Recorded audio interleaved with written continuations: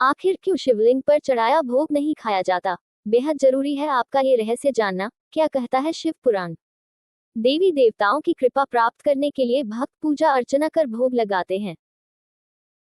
आमतौर पर देवी देवताओं की पूजा में चढ़ाया गया प्रसाद बांटकर खाया जाता है। ऐसा करने से मन शुद्ध और आत्मा पवित्र होती है। लेकिन क्या आपको पता है शिवलिंग पर चढ़े प्रसाद को ग्रहण नहीं किया जाता? आइए शिव पुराण के माध्यम से जानते हैं कि आखिर शिवलिंग पर चढ़े भोग को ग्रहण क्यों नहीं किया जाता। देवी देवताओं को भोग लगाना पूजा का हिस्सा माना जाता है और यह भक्त की श्रद्धा भाव भी को दर्शाता है। हिंदू धर्म में देवी देवताओं को लगाया गया भोग अमृत के समान माना जाता है। इस भोग के ग्रहण करने से आत्मा पवित्र होती है और आसपास सकारात्मक ऊर्जा का प्रवाह बना रहता है।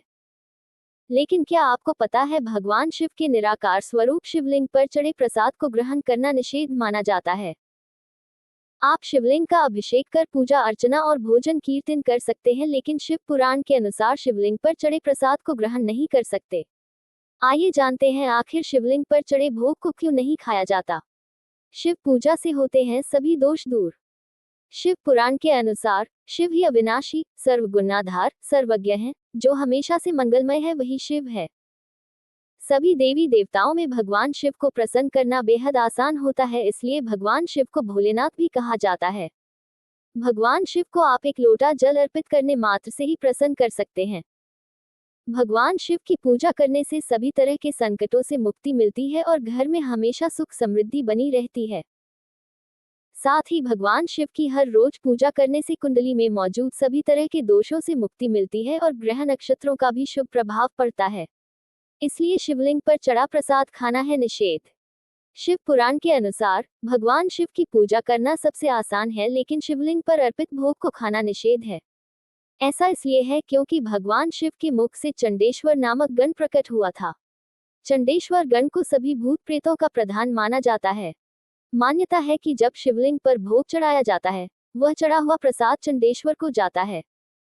इसलिए शिवलिंग पर चढ़ाए गए प्रसाद को भूत प्रेतों का भोजन ग्रहण करने के समान माना जाता है। इसलिए शिवलिंग पर चढ़ाया गया भोग को खाना वर्जित बताया गया है। इन शिवलिंग पर चढ़े प्रसाद पर नहीं होता दोष।